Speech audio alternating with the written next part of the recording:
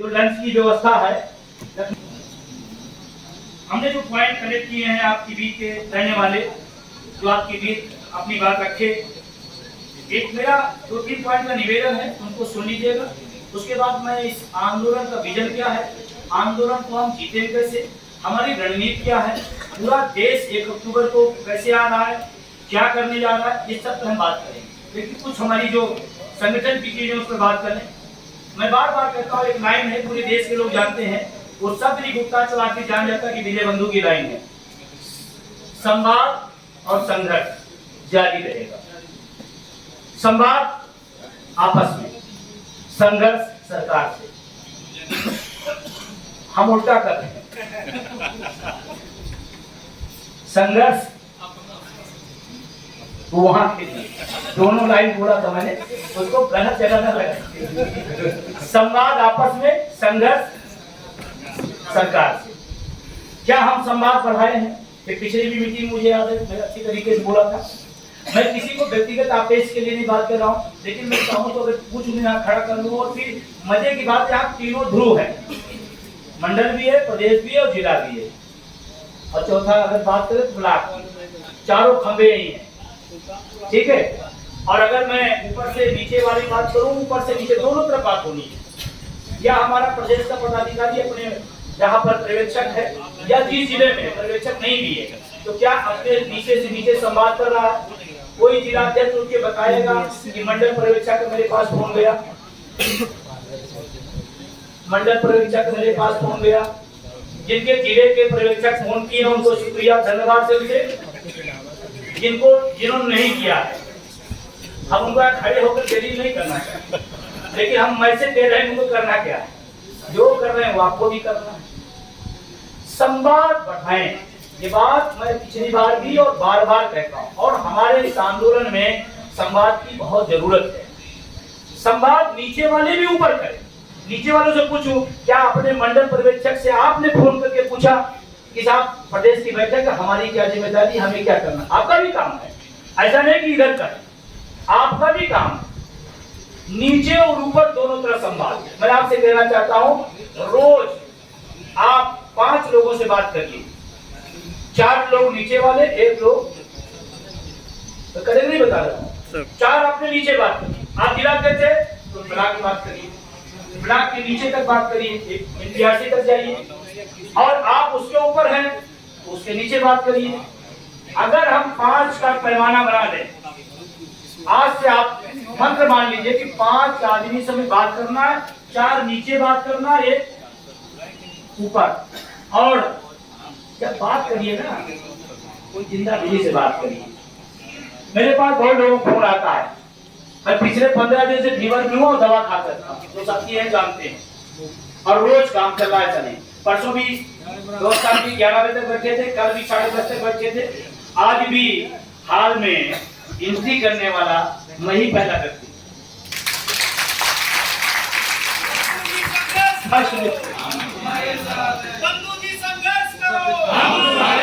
हमको आना चाहिए था, हमको आना चाहिए था 12:30 बजे, क्योंकि मेरा शेड्यूल था 1 बजे था, मुझे 12:30 आना नहीं, हम पहले आए।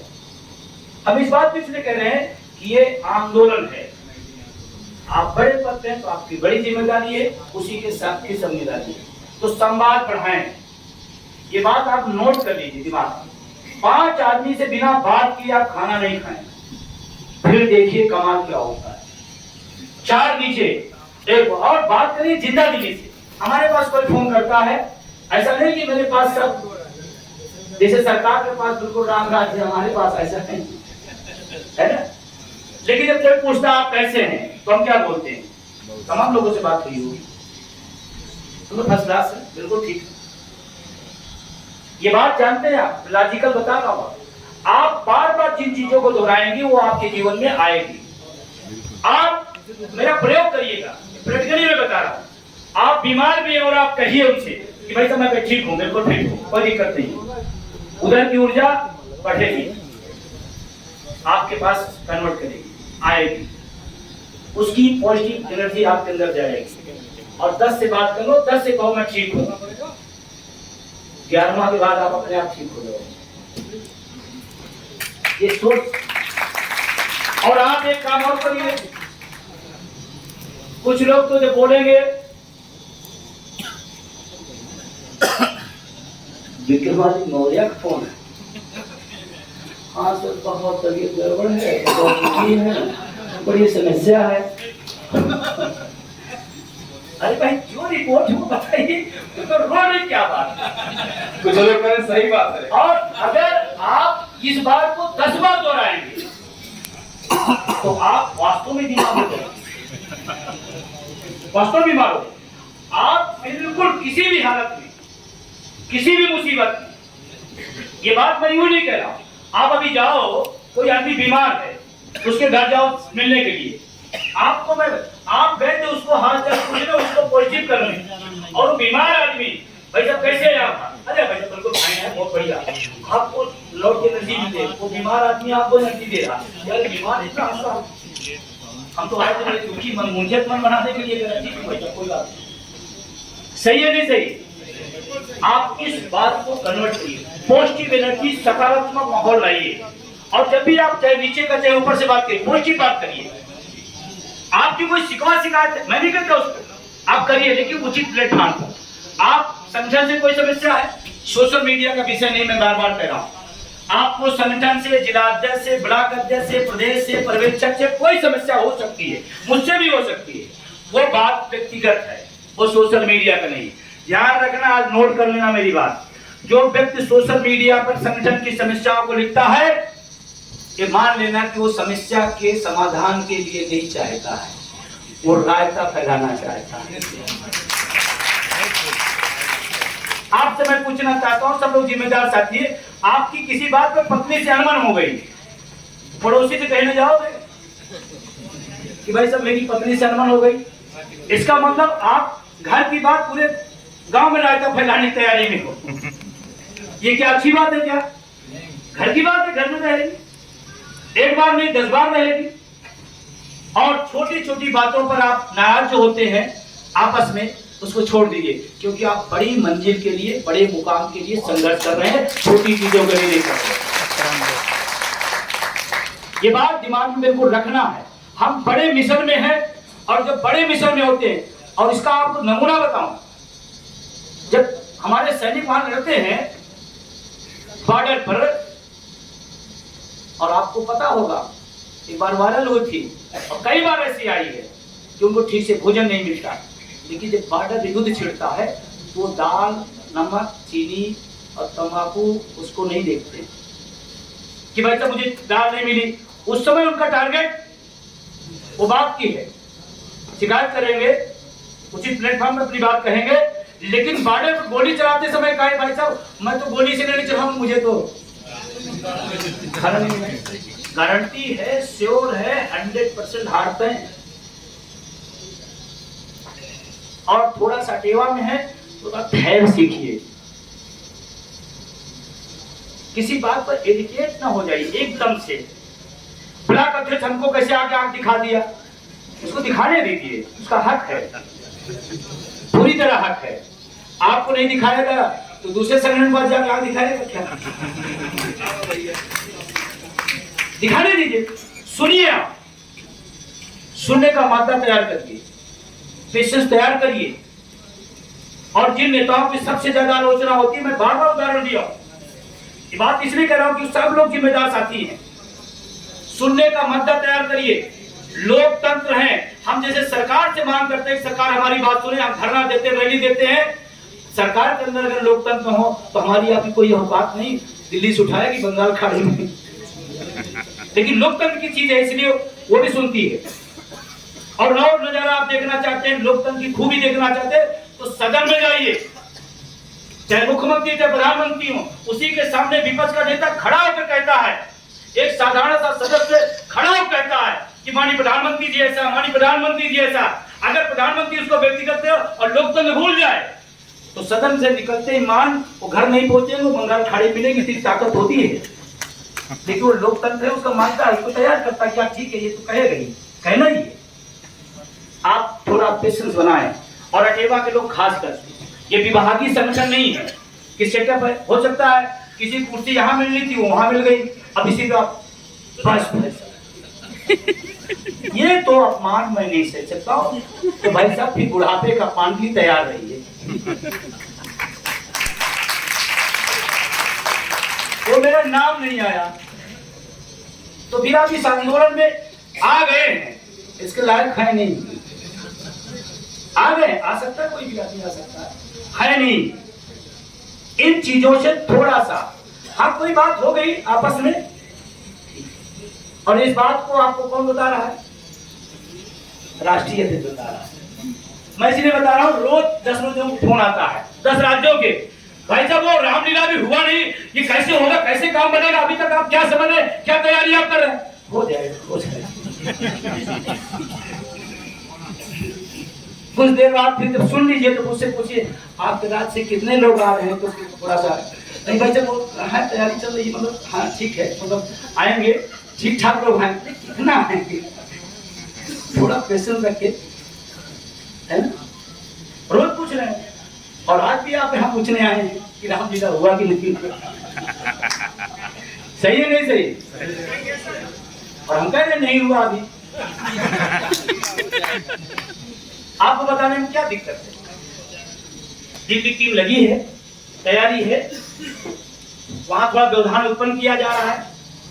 लोगों को प्रयास है कि दिल्ली का रामलीला मैदान ना मिले, क्योंकि अंदाजा लोगों को है कि इस बार कुछ बड़ा होगा, संख्या बहुत ज्यादा आ रही है, कुछ राजनीतिक फैसले भी वहां से बड़े हो सकते हैं, इसलिए व्यवधान उत्पन्न किया जा रहा है। लेकिन मैं एक सवाल करता हूं, आप अभी नारे लगाओ दिल्ली चलो दिल्ली चलो, मान लीजिए वो बस अड्डे पे है, मान लीजिए रेलवे स्टेशन पे है, तो यार जब वो बलिया से दिल्ली चला गया है स्टेशन तक, और उसको बता कि भाई रामलीला यहाँ है, तो बलिया लौटे कि रामलीला जाएगा?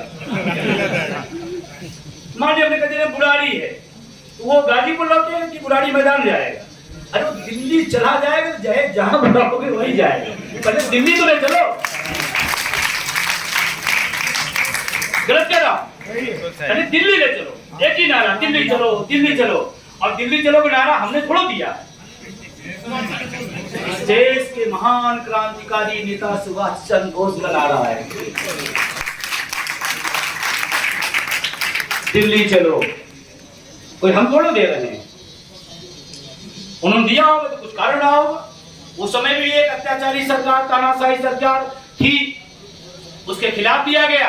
आज की भी सरकार है, थोड़ा मिली जुली है, बताती नहीं है कि तानाशाही है, लेकिन करती सब वही है। सही है नहीं? अच्छा एक बात बड़ी ईमानदारी से सहमत असहमत हो सकते हैं, कितने लोगों को लगता है कि सरकार इस समय तानाशाही कर रही है?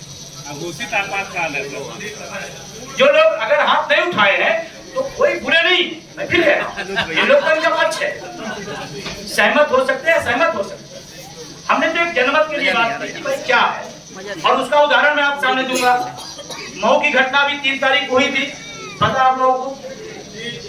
पता है? कितने लोग पता है मऊ की घटना?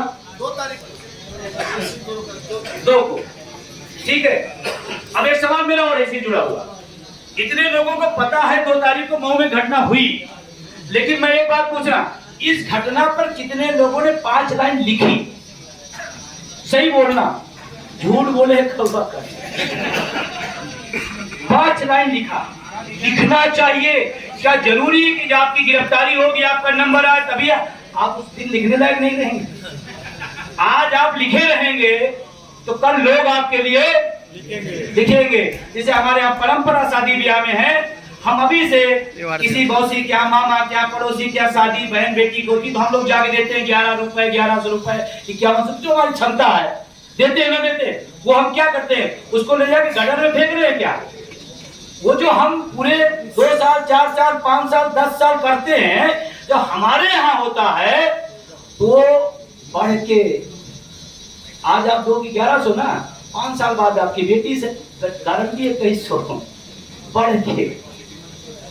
तो आप जो बोगे, अगर इनके साथ घटना हुई और आपने नहीं लिखा कि मुझसे क्या लेना देना है, हुई होगी मऊ के कोई राजेश सिंह होंगे, क्या बात है, हो गई नहीं, आप लिखोगे तो आपके साथ होगी तो और लोग लिखेंगे। और आज हमारे बीच में राजेश सिंह जी मौजूद है, मऊ के हमारे आजमगढ़, मऊ के रहने वाले, आजमगढ़ के मंडली मंत्री हैं, राजेश सिंह जी हमारे संगठन के बहुत ही संघर्षशील साथी, वफादार साथी हैं। और इनके साथ जो हुआ, जिन्होंने जाना नहीं जाना, मैं आपसे कहना चाहता हूँ, लोकतंत्र के इतिहास में पहली घटना है। हाउस अरेस्ट हमने सुना, हमने लिखा भी था, अगर आपने देखा हो, हम सब ने हाउस अरेस्ट सुना है, हुआ भी है। स्कूल अरेस्ट पहली बार स्कूल अरेस्ट पहली बार हुआ है। और माननीय मुख्यमंत्री को मैं बताना चाहता हूं, उनको लगता है कि हम ही पूरे प्रदेश के हर समय मुख्यमंत्री रहेंगे, तो एक गलतफहमी है। इसी जगह तमाम लोग इसी गुमान में थे, आज उनको जगह नहीं मिल रही है, घुसने की सदनों के अंदर इंदौर में भी आया है और ये निहायत निंदनीय कार्य है। मैं इसकी कड़वी आलोचना करता हूं और लोकतंत्र के लिए ये बहुत खतरनाक है। इसके सामने जिनको मैं पढ़ाने जाता हूं, जिनको मैं बनाने गया, जिनको मैं समझाने गया, जिनको मैं खड़ा करने गया हूं, उनके सामने एक शिक्षक को पुलिस के घेराबंदी में आप पूरे टाइम बैठा रहते। उन बच्चों के सामने मेरी छवि क्या गई होगी? मैं इस बात को लेकर बहुत चिंतित हूं। आप बुला लेते थाने पर, चले जाते, बच्चे के सामने ना होती घटना, मैं बैठा रहता, कोई भी बैठ सकता था। मुख्यमंत्री जी हमारे भी आदरणीय है, हमारे भी सम्मानीय है, ऐसा कोई नहीं कि मुख्यमंत्री हमारे नहीं है। लेकिन नौनिहालों के सामने पूरे टाइम पुलिस का पहरा लगाना, ये दुनिया के इतिहास में पहली घटना हुई होगी, जो बच्चों के सामने टीचर को गिरफ्तार रखा गया। पहली घटना। आपने हमको उन बच्चों के सामने अपराधी बना दिया, जैसे मैं कोई हत्यारा हूं, कोई नक्सलाइट हूं, मैं ऐसा कुछ अपराध किया हूं। मेरे बच्चों के सामने मुझे आपने अपराध की श्रेणी में खड़ा कर दिया। वो बच्चे जब कभी बड़े होंगे इसकी कहानियां बताएंगे कि एक बार मैं प्राइमरी में 5 में पढ़ता था, एक हमारे गुरुजी राजेश सिंह थे, पुलिस आई अचानक और उनको घेर के बैठी रही। ये मेरी जीवन में ऐसी घटना हो, अगर उसने संविधान थोड़ा पढ़ लिया तो उसको लगेगा कि ये मेरे सामने घटना है, संविधान में कुछ और लिखा है, यहाँ पे कुछ और हुआ था। आप वो बीच बोया है और इसकी कड़ी आलोचना होती है और पूरे प्रदेश की तरफ से, अटेवा परिवार की तरफ से इसकी घोर भर्त्सना है। और भविष्य में ऐसी घटनाएं ना हो, इसके लिए आपको खड़ा होना पड़ेगा। और जो लोग ये सोच रहे हैं कि मैं चुप रहूंगा तो बचा रहूंगा, ऐसा कुछ लोग सोचते हैं, जो चुप रहूंगा तो बचा रहूंगा। एक जगह किसी किताब में लिखा था, बहादुरों और कायरों दोनों का कब्रगाह बनी थी, दोनों की बनी थी, दोनों की, क्रांतिकारियों की भी हो, जाना वही तो अच्छा है क्रांतिकारी बन के जाए। जैसे मैं अपने बता रहा हूं, जो सरकार की हमारी बात समझिएगा, शिक्षक कर्मचारी के दृष्टिकोण से मैं कह रहा हूं, जो सरकार की नीति है, नियम है, वो सरकार कर्मचारी शिक्षक विरोधी है। ये बात मैं खुले ऐलान कर रहा हूं, खुली बात कह रहा हूं, ये सरकारी कर्मचारियों के खिलाफ है। और आपको लगता है कि हम नहीं बोलेंगे, बचे रहेंगे, मैं गारंटी जो हत्या सबकी होगी, हत्या होने से अच्छा शहीद होना ठीक है।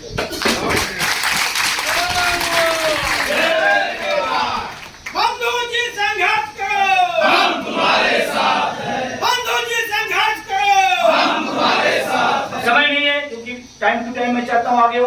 राजेश जी का अनुभव मैं यहाँ शेयर कराता हूँ, या लास्ट में अगर बाइक मिलेगा तो मैं दूंगा आपको अपने अनुभव का। 2 बजे रात में पुलिस पहुंचती है, एक शिक्षक के यहाँ आया 2 बजे रात, और जब कह दिया गया कि ज्ञापन का कार्यक्रम स्थगित है, ये भी कह दिया गया, ये भी नहीं चलो हम जबरदस्ती कर रहे हैं, फिर आप हमें जाति को कह दिया गया, ठीक है माननीय मुख्यमंत्री का हमारी बात आप पहुंचा देना, आप कह रहे हो तो मैं स्थगित कर। दरोगा के यहाँ व्हाट्सएप मैसेज गया, भेज दिया गया कि आप देख लीजिए हमने स्थगित कर रहे हैं। स्थगित करने के बाद भी ये घटना हुई। ये सिर्फ और सिर्फ बताया जा रहा है कि हम जो चाहेंगे वही होगा, और ये प्रहार सबसे ज्यादा पढ़े लिखे नौकरी पेशा बुद्धिजीवी को किया जाएगा, क्योंकि ये जब दब जाएगा, गलत तो नहीं कह रहा हूं, इसलिए मेरा निवेदन है संवाद बढ़ाइए और बोलिए, बोलना पड़ेगा। संगठन की बात है, अटेवा बहुत मजबूत संगठन है, इसमें कोई दो राय नहीं। कुछ जिले वास्तव में चिंतनीय हैं, कमजोर हैं, उनको थोड़ा मैं चाहूंगा जो मंडल के पदाधिकारी हैं, पर्यवेक्षक हैं या जिले के साथी हैं, उसको लग करके मजबूत करें। मैं कभी निगेटिव अप्रोच नहीं रखता हूं, नहीं है तो उसको कर दीजिए, मेरा ये सोच। अगर कमजोर है, कुछ जिम्मेदार पदाधिकारी जिम्मेदारी नहीं निभा रहे हैं, तो उनको क्या करना है? निभाना है। तो मैं क्यों नहीं कह रहा हूं कि आपको फांसी करो, लेकिन अगर आप पद पर हैं तो आप जिम्मेदार हैं और जिम्मेदारी आपको निभाना चाहिए। अगर आपको लगता है मैं जिम्मेदारी नहीं निभा पा रहा हूं तो एक अटेवियंस बन के आप काम करिए, तभी आपको उतना स्वागत समझ है, लेकिन पद पर रहिए, पद के हिसाब से जिम्मेदारी निभानी पड़ेगी, ये ध्यान रखना। उससे क्या होता, दिक्कत बहुत होती है। जैसे हमारे बीच में नौजवान साथी आनंद बैठा है, एक बार खड़े हो जाओ, बिल्कुल अभी नया है, लेकिन मैं जानता हूं जो लोग भी थोड़ा सक्रिय होंगे, इधर इनकी पोस्ट आपको पढ़ने को मिल रही होगी, मिल रही है। और ये प्लेटफॉर्म अटेवा का तो ऐसे ही था, अपनी विद्वता अपनी क्षमता जितना दिखाइए लोगों तक जाएगा। आनंद को आज आपने देखा होगा, लेकिन इनकी मैसेज, इनकी बातें, इनकी लिखी हुई एक चीज लोगों तक पहुंचे। हम इस बात के लिए करें कि आपके पास भी खूबसूरत प्लेटफॉर्म है, आप भी अपनी प्रतिभा अपनी क्षमता को आप दिखाइए, और अटेवा प्रतिभाओं को निखारने का एक शानदार मंच है। कोई गा सकता है जो गाए, बोल सकता है जो बोले, कुछ लोग बिना बोले सदस्यता करा देते, वही कर दो, करो लेकिन हर आदमी का अपना अपना मिजाज है, और आंदोलन संगठन को सब टाइप के लोग चाहिए, ठीक है ना।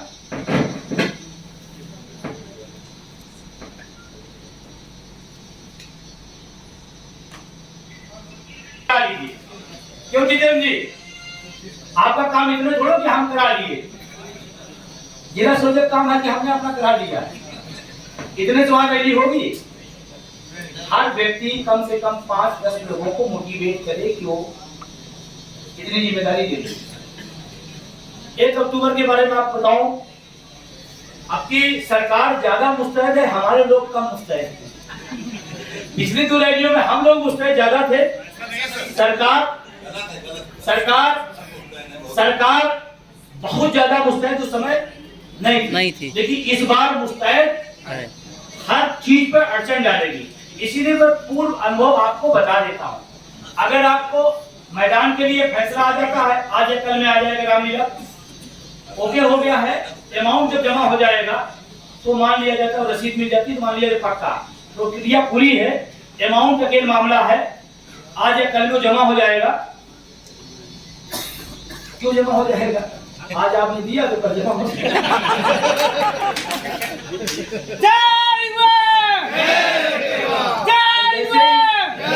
जैसे जमा हो जाएगा, हमें ओके हो जाएगा, वो आपको फ्लैश कर दिया जाएगा। और जो तैयारी है कि दिल्ली की टीम बहुत मजबूती से वहां काम कर रही है, और अब की वहां दिल्ली में भी आपको दिल्ली की टीम का कुछ अच्छा नजारा दिखेगा, ये भी मैं आपको बता रहा हूँ। उनकी कोशिश बहुत अच्छी है कि हम पूरा देश आ रहा है, हमने उनको मोटिवेट किया कि यार आप तो सौभाग्यशाली हो, दिल्ली के लोग हो, पूरा देश का स्वागत करने का मौका मिल रहा है, तो आप तो परम से हो, सौभाग्यशाली हो, कुछ अच्छा करो, कुछ ऐसा दिखाओ कि लोग आए तो दिल्ली देख के जाए। तो ऐसा कुछ उनका प्लान है, और पिछली बार से ज्यादा व्यवस्थित मिलेगी ऐसा मैं उम्मीद करता हूँ। और रैली की बात में अगर तैयारी की बात करूं तो मेरे पास फोन आया एक दिन पणजी से, अरे पणजी गोवा दमनदीप से, मैं गोवा दमनदीप से बोल रहा हूँ, विजय बंधु बोल रहा हूँ। वैसे 1 अक्टूबर रैली में 3 लोग आ रहे हैं, हमके रास्ता किधर से है? तो चारों तरफ से समुद्र से घिरा हुआ है, न वहाँ बस न ट्रेन, वहाँ हम लोग गुवाहाटी आकर के वहाँ से वहाँ पर भुवनेश्वर आकर के वहाँ से हम लोग फ्लाइट से आ रहे हैं। हमको लगा कि हम लोग कभी कभी समझते हैं कि हम लोग बहुत छोटा काम कर रहे हैं। सोचो, समुद्र के बीच रहने वाले आदमी को एक उम्मीद अटेवा ने वो केस दिखाया कि टेंशन मिल जाएगा।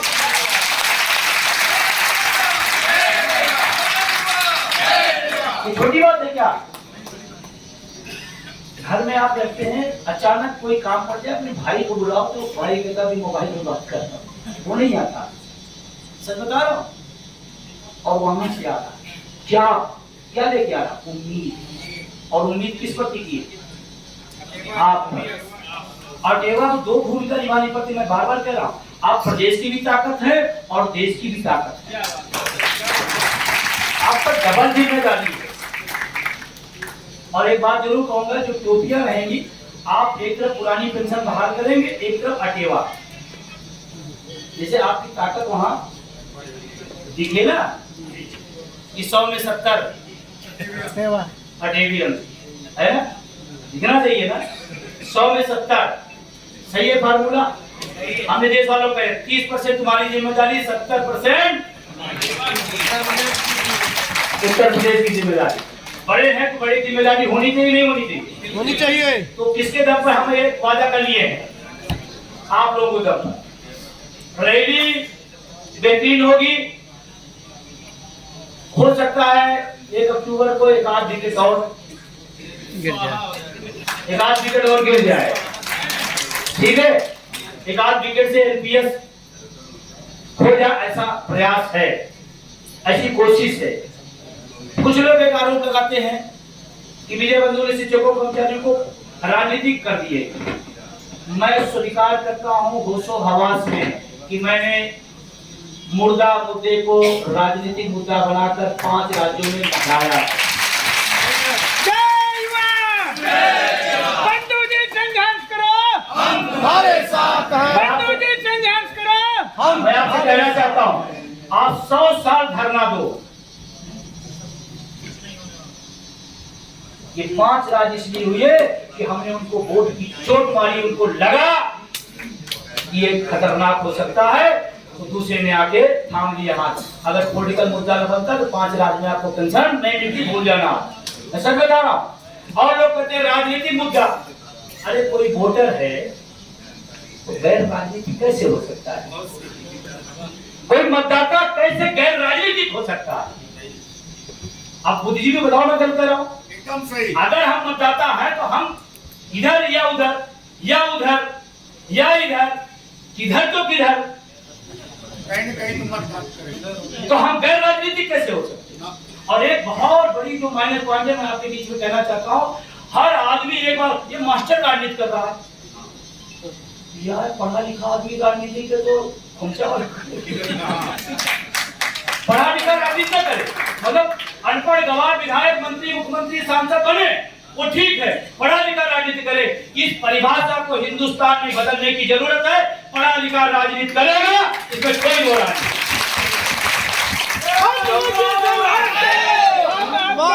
नहीं। बंधु जी संघर्ष करो। राजेश पांडे जी इलाहाबाद यूनिवर्सिटी के पढ़े लिखे लोग हैं, ये समझ रखते हैं, दुनिया का अर्थशास्त्र को जानते हैं, राजनीति को जानते हैं, और ये इनसे क्या कह रहा है, केला ठेला लगाने वाला, या मास्टर साहब आप राजनीति कर पढ़िए हैं, राजनीति को करेगा। तो जब तमाशा आया, इस परिभाषा को बदलना है। जब भी कोई कहे कि पढ़ा लिखा कर्मचारी राजनीति कर रहा, मास्टर कर रहा, कर्मचारी कर रहा, कितना पढ़े लिखो आप बताओ हमको? या पढ़ा लिखा बीए पीएचडी एमए तमाम प्रकार की डिग्री हमारे साथियों के पास में है, और एक अनपढ़ आदमी समझा रहा है हमको, और हम मान ले रहे हैं।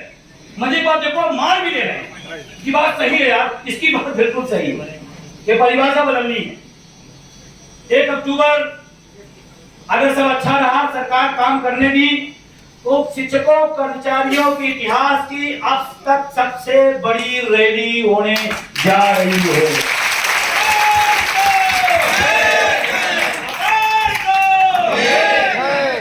और आप तो चाहते हैं कि वहां से कुछ बड़ी धमाके हों, उसकी भी तैयारी है।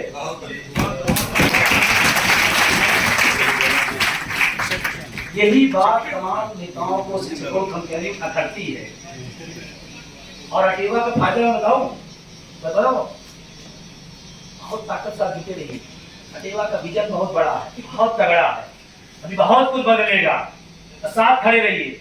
बेसिक आदमी उस पर रोड से ज्यादा है, तो माध्यमिक वाला मुर्दा वाला लगाएगा, बगल खड़ा रहे पीछे, क्या दिक्कत? लेकिन वहां वाला पूरा जो है ना, उन्हें लगा फायदे, इसमें क्या बुराई? ये तो अच्छी बात। यूनिवर्सिटी का हमारा अब्बास साहब बैठे हैं, ये मुमताज डिग्री कॉलेज में है, और सिया पीजी कॉलेज में है, प्रोफेसर है। हाजी साहब, अब्बास साहब सिया पीजी कॉलेज में प्रोफेसर। आप एक बार सोच के देखो, धन्यवाद सर। अब एक बार सोच के देखो कि हमारे बीच में सफाई कर्मचारी भी आया होगा, वो बैठा होगा, बीसी का भी साथी बैठा होगा, डिग्री कॉलेज का प्रोफेसर, उसका हिसाब किताब अटेवा के अलावा आप चले जाना, इनका बड़ा सा विभाग होता है, बहुत बड़ा चैम्बर होता है। आप वहां जाओगे, मैं सफाई कर्मचारी हूँ, कायम मास्टर हूँ, तो उस चैम्बर में हो सकता है अटेवा के अलावा बात मैं कर रहा हूँ, आप सोचता मिले भी ना, थोड़ा सा रहता ना, लेकिन अटेवा की करामात देखिए। कहते लो एक घाट पे सब पानी पीते हैं, सब पानी पी रहे हैं।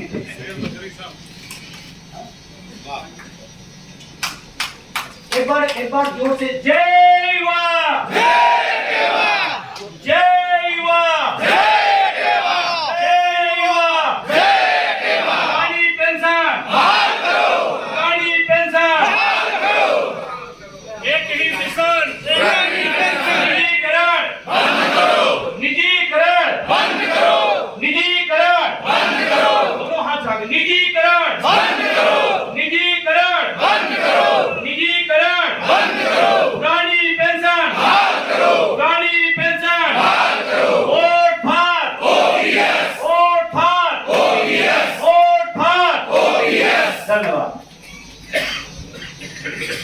तो एक घाट का पानी अटेवा की बस में है, गलत तो नहीं कह रहा हूं, और मैं आपसे कह रहा हूं थोड़ा सा अटेवा को आप विजन, जो आपको संगठन विजन दिखाए उस पर चले चलिए, बहुत कुछ बदलेगा। और आपको कहते हुए फख्र हो रहा है लोकतांत्रिक देश में, जो काम विपक्ष को करना चाहिए वो काम अटेवा कर रहा है, इसमें कहते हुए दर्द हो रहा है, नहीं हो रहा, ये गर्व है। 18,000 किलोमीटर की यात्रा, वो जून के महीने में 45 का टेम्परेचर, लोग खिड़कियां दरवाजा खोलना पसंद नहीं करते हैं।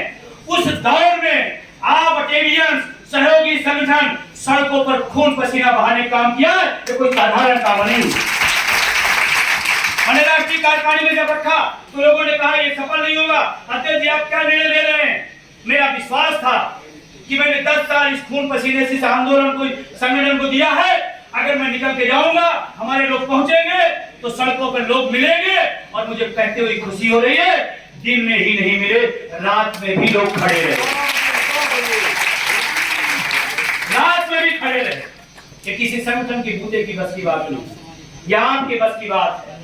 और इसीलिए अगर लोग एक दिन बीजेपी के बड़े नेता मिले, मैं खुली बात कर रहा हूं, बीजेपी के बड़े नेता उन्होंने 2 बात कही, उन्होंने कहा हिंदुस्तान में अगर किसी के पास आईटी सेल है तो बीजेपी के पास है। हम कह सर उसके बाद अटेवा के पास। धन्यवाद देना चाहता हूं, ये बात बीजेपी के बड़े नेता ने कहा। और दूसरी बात जो उन्होंने कहा आज के डेट में अगर सड़कों पर कोई दिखता है तो तख्ती लगाए, वो टोपी लगाए, पुरानी पेंशन बहाल करो, और कुछ भी नहीं रहा। जहां जाओ, अभी आप सांसदों के यहाँ गए थे, सांसदों का घंटी बजाओ, चलो इससे ज्यादा लोकतांत्रिक क्या हो सकता है, घंटी बजाओ। हाँ ध्यान रखना, सुन लिए घंटी बजाए, नहीं तो 24 में घंटा बजाया जाए, तैयार रहिएगा। लेकिन जानते हैं ये कोई मामूली बात नहीं, लोकतंत्र की खूबी है।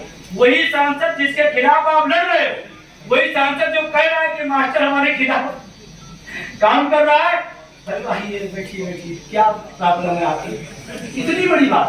उस और ये संगठनों के इतिहास में नहीं हुआ, लोग सड़कों पर है, पीएसए ऑफिस है, डिवाइस ऑफिस है, डीएम ऑफिस है, अटेवा तो उनके घर में घुस गया।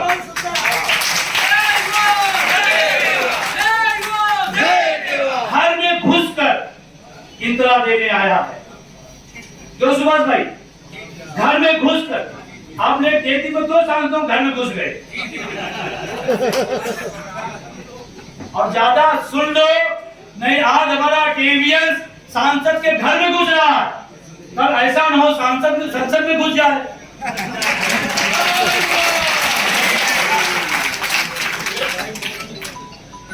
त्रिपाठी जी आपकी उम्र कितनी हो गई? 47 2047 का भी कोई विजन चल रहा है, पता नहीं किसी से।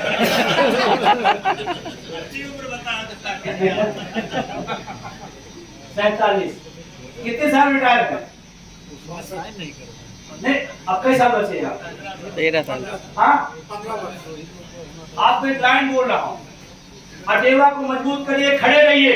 मजबूती से क्या, शिक्षक कभी बूढ़ा नहीं होता और कभी सीखने की प्रवृत्ति खत्म नहीं होती है। 15 साल बाद रिटायर होंगे। अब संसद के घर नहीं घुसना है, संसद में घुस जाना है, क्या दिक्कत?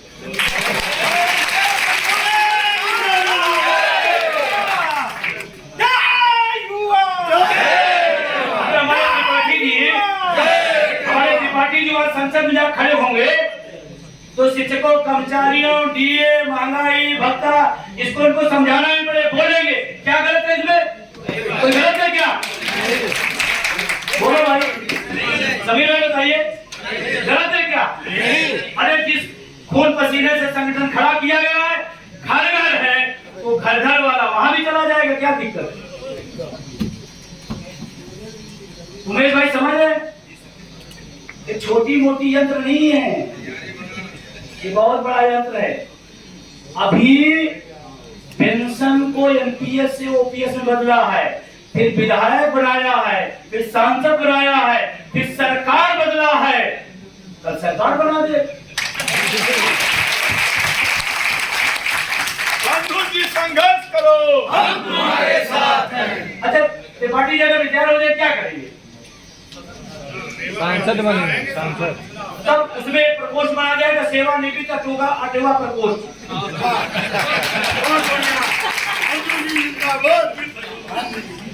क्यों भाई, प्रकोष्ठ बनाना है, प्रकोष्ठ बन जाएगा, चलेगा सिलसिला, क्या दिक्कत है? और कुछ लोग भगोड़े टाइप के हैं, अरे जल्दी कराओ, भाग जाए। भाग करके कहाँ जाओगे? हमारी नजर से कैसे बच पाओगे? समझ नहीं बात? अटेवा के विजन को समझो, अटेवा की ताकत को समझो। आज आपको बताऊं, 4 जिलों में एक जाति का कोई नेता है, वो नेता बना घूम रहा है। अटेवा 75 जिलों के हर ब्लॉक में घुसा हुआ है।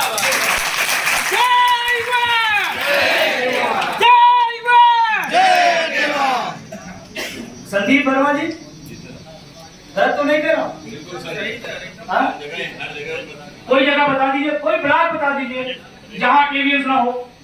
मैं गया भोपाल, मैं करा मैं गया भोपाल, वहां पर एक कांग्रेस के बड़े नेता आए थे, पीसी शर्मा, वहां के बड़े कैबिनेट मिनिस्टर होते हैं, बड़े खास है कांग्रेस के। मैंने उनके सामने, आपको लगता नहीं लगता, आपका नेतृत्व कभी किसी के सामने डर की बात नहीं करता, सीधी बात। और आज के जमाने में कोई आसान काम नहीं है। कल भी एक डिबेट बैठा था, हमारे साथ एक और नेता बैठे थे, ये हो गया, ये हो गया, ये हो गया। हमने कहा कुछ नहीं हुआ, इंटरनेट आप चाहते हो, सेल्फी से हमारा प्राइमरी का मास्टर सेल्फी से अपना एड्रेस तय करे। बिजली है नहीं, इंटरनेट है नहीं, सड़क है नहीं, सेल्फी दे दो। आपके काउंटर में होगा, पंचायत में जहाँ बैठे हो, वहां नहीं है। हमने कहा है बात का ज्यादा ज्यादा सस्पेंड करोगे, ज्यादा ज्यादा बर्खास्त करोगे, ज्यादा ज्यादा नौकरी करोगे, उससे ज्यादा जेल में डाल दोगे। आपका नेतृत्व दोनों तीनों के लिए तैयार बैठा हुआ है।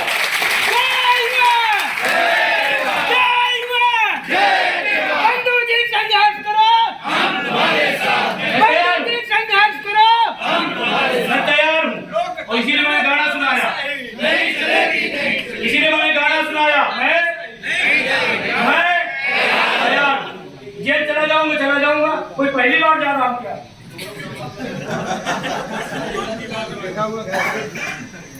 और अगर बात करें तो क्या इस देश का पहला व्यक्ति हूँ क्या? बहुत सारे लोग हैं, हम भी जाएंगे।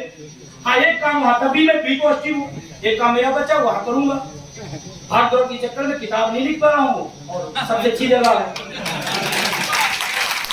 किताब लिखूंगा। और आपका जो जेलर में भी कर्मचारी होगा, वही मीटिंग करूंगा।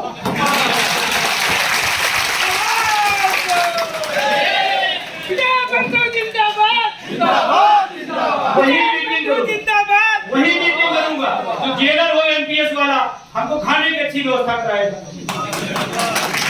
जो वहां रसोईया होगा हमको दूध पहले ला कर देगा कि अपना बुढ़ापा सही करना, जिस आदमी को बुढ़ापा आने न पाए वहां करूंगा, मैं तैयार हूं, मुझे कोई दिक्कत नहीं। और इतने सारे लोग हैं, क्या मैं एक आदमी आप चला जाए तो मेरे और मेरा परिवार भूखा मरेगा क्या? इतनी कमजोर क्षमता आपकी है क्या? और तमाम हमारे साथी हैं, मैं जिसको गर्व के साथ कहता हूँ 10, 50, 100 से साथी है, उनका विजय बंधु चिंता न करा। अगर ऐसी परिस्थिति आती है तो मेरे तरफ से 500 रुपए महीना जाएगा। 100 लोग अगर 500 रुपए महीने दें, खर्चा चलेगा। मुझे पैसे की ज्यादा ख्वाहिश नहीं है, लेकिन हिंदुस्तान एक इतिहास बनाना चाहता हूँ और बनेगा।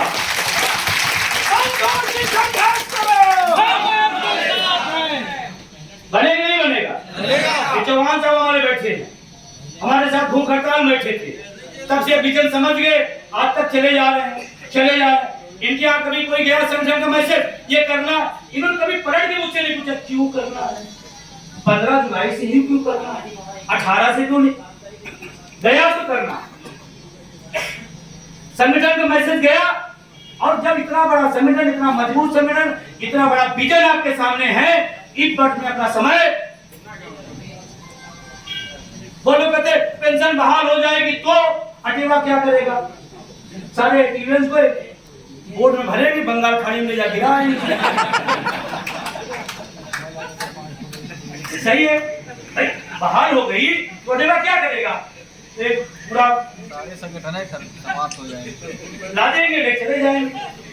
सही। अरे विभाग की समस्याएं आपकी जिम्मेदारी है, एक समस्या घटी नहीं है, बड़ी अलग है। निजीकरण में कोई एक आवाज आप बता दो, नोट कर लेना, निजीकरण पर किसी एक संगठन की आवाज बता देना क्यों चुप है? क्योंकि वो आगे का विजन नहीं देख रहे और मलाई देख रहे हैं। मैं अकेले कह रहा हूं, मैं अकेले कह रहा हूं, एनपीएस से भी ज्यादा खतरनाक निजीकरण है, ये बात आप याद कर लेना मेरी। हमको अब तो नौकरी मिल गई शिक्षा से और कंपटीशन से, हमारे बच्चों को नौकरी भी नहीं मिलेगी निजीकरण का जो रफ्तार तेज। कौन लड़ेगा इसके लिए? आप 50,000 पा रहे, 70,000 पा रहे, आपके बेटा आउटसोर्सिंग में 5,000 पाए, आप चाहते हो क्या? और सबके बच्चे जहाँ पढ़ रहे 5,000, 7,000, 8,000, 10,000 फीस है, महीने की 10,000 रुपए फीस हम दें और बाद में आउटसोर्सिंग 5,000 नौकरी करेगा, कौन लड़ेगा इसको? कौन लड़ेगा? इसलिए आप तैयार रहिए, बड़ी लड़ाई है। और आपका अगर बड़ा विजन है, बड़ी ताकत है तो अटेवा में रहिए, कम है कुछ और इधर उधर हजारी बजारी वहां पर चलाना है तो उसके लिए बहुत है। और क्लियर हमसे एक ने कहा कि भाई साहब आप शिक्षा भवन बेसिक विभाग डिवाइस आप भी नहीं जाते हैं, हमने क्या करने जाऊं? मैं क्या करने जाऊं? हमारा 2 विषय है, दोनों वहां से नहीं मामला है। एक विषय हमारा है कि भाई पेंशन बहाल होगी, वो बीएसए और डिवाइस ऑफिस का काम नहीं है, वो मुख्यमंत्री प्रधानमंत्री काम है। जब मिलने जाऊंगा प्रधानमंत्री मुख्यमंत्री मिलूंगा, तो बीएसए ऑफिस डिवाइस ऑफिस जाने कोई काम ही नहीं है। दूसरा जो मैटर है शाम को 5 बजे के बाद, उसमें अपना कोई इंटरेस्ट नहीं है, अपना इंटरेस्ट ही नहीं, क्योंकि जितना मिल रही उतना ठीक ठाक खा भी लेते, उतना पर्याप्त है। उसकी अंतिम कोई भूख भी नहीं, उसकी कोई छोड़ भी नहीं। धीरे बताइए, उसकी कोई छोड़ है तो इसलिए वो दूसरा काम नहीं क्यों जाए? हाँ, हमारे किसी संगठन साथ होगा, कोई काम होगा, कोई हमारे आदमी पटाई किया जाएगा तो आएगा, तब पहुंचेंगे, तब जाएंगे, तो आप इसको बहुत संगठनों की परिभाषा से मेरी चीजें समझाने का मतलब, अटेवा को संगठनों की परिभाषाओं के तले में आप इसको मत रोकिए, उस नजरिए से मत देखिए। आप इतिहास बनाने आए हो, अटेवा प्लेटफॉर्म दे रहा, इतिहास करो, ये मैं कहता हूं।